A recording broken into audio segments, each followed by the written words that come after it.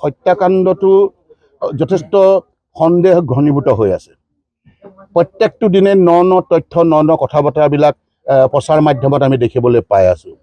আৰু জোনমণি ৰাভাৰ যিটো হত্যাকাণ্ড বা দুৰ্ঘটনা, এইটো যিয়ে নকওক, দুৰ্ঘটনা বুলিয়ে কওক বা হত্যাকাণ্ড বুলিয়ে কওক, মুঠতে কথাটো হৈছে যে গোটেই ঘটনাটোৱে এটা পুংখানুপুংখ বিচাৰৰ প্ৰয়োজন আছে।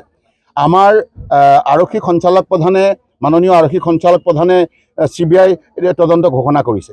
ইতিমধ্যে CID তদন্ত হৈ গৈছে। আমি প্ৰতিবেদন কেতিয়া দিছে নে নাই আমি গম পোৱা নাই, কিন্তু যেহেতুকে ৰাইজে বিচাৰিছে, প্ৰচাৰ মাধ্যমত বহুল প্ৰচাৰ হৈছে, আজি ছ'চিয়েল মিডিয়াত চলিছে, ঘৰৰ ৰাইজেও ঘৰৰ তেওঁলোকৰ মাক আৰু ককায়েকো বিচাৰিছে যে এটা উচ্চ পদৰ তদন্ত, সকলো দল সংগঠনে উচ্চ পদৰ তদন্ত বিচাৰিছে। আমি বিচাৰিছিলোঁ। মই যিদিনাখন আমি এটা কংগ্ৰেছ দলৰ স্বজাতি দলৰ সৈতে আমাৰ জোনমণি ৰাভাৰ ঘৰলৈ গৈছিলোঁ, তেওঁৰ মাতৃক মই লগ পাইছিলোঁ, ককায়েকক লগ পাইছিলোঁ, আৰু সেইদিনাখন আমি কৈছিলোঁ যে এজন আমাৰ অৱসৰপ্ৰাপ্ত ন্যায়াধীশক হতুৱাই তদন্ত কৰাব লাগে। কিন্তু সেই পৰৱৰ্তী পৰ্যায়ত এতিয়া চৰকাৰৰ তৰফৰ পৰা বা আমাৰ সঞ্চালক প্ৰধান মহোদয়ে CBI তদন্ত ঘোষণা কৰিছে। আমি আদৰণি জনাইছোঁ। আমি আশা কৰিম যে যোনে নহওক, ৰৌ বৰালি যোনে যাতে মানে ৰৌ বৰালি যদি ইয়াত কোনোবা সোমাই আছে, সকলো তদন্ত আওতালৈ আহিব লাগে, আৰু কোনো যাতে কাৰো ছত্ৰছায়াত পৰি যাতে সাৰি যাব নালাগে, আৰু দুধকে দুধ পানীকে পানী এইটো হৈ যাব লাগে।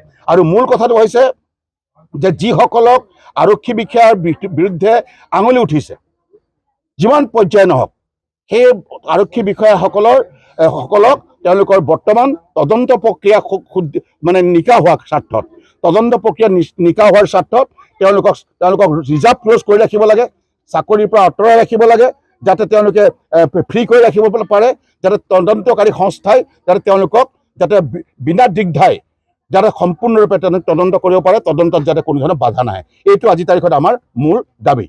ছ'চিয়েল মিডিয়াত চাইছোঁ, কিন্তু কথাটো হৈছে যে আজি মই এইটো কথাত মই ক'ব নোখোজোঁ, কাৰণ ফটো এখন থাকিলেই আজি মোৰ ফটো, আজি আমি অজানিত আমি ৰাজনীতি কৰা মানুহ বহুতে ফটো মাৰিব পাৰে, সেইটো ডাঙৰ কথা নহয়। কিন্তু এটা কথা প্ৰশ্ন আহিছে যে যিহেতুকে ঘটনাটো নগাঁও জিলাত ঘটিছিলে, নগাঁও জিলাত ঘটা ঘটনা এটা আজি তাৰিখত লখিমপুৰৰ ছুপাৰিনটেণ্ডেণ্ট অফ পুলিচ SP আৰু নগাঁও SPক তাৰ পৰা বদলি কৰা হৈছিলে। আজি তাৰিখত নগাঁৱৰ লখিমপুৰৰ SP জেগাত এজন নতুন SPক তাত নিয়োগ কৰিলে।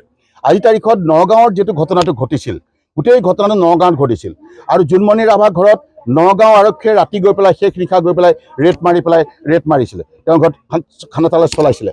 তেনেকুৱা স্বত্বত নগাঁৱৰ SP গৰাকীক আজি তাৰিখত হাইলাকান্দিত যে আকৌ তেওঁক যে ৰিজাৰ্ভ ক্ল'জ কৰি নাৰাখি লগে লগে যে হাইলাকান্দিত দিলে, সেইটোৱে ছ'চিয়েল মিডিয়াত বহুল প্ৰচাৰ হৈছে। সেইকাৰণে আচলতে ৰাইজক ক'বৰ কাৰণে এটা ডাঙৰ সুবিধা লাভ কৰিছে।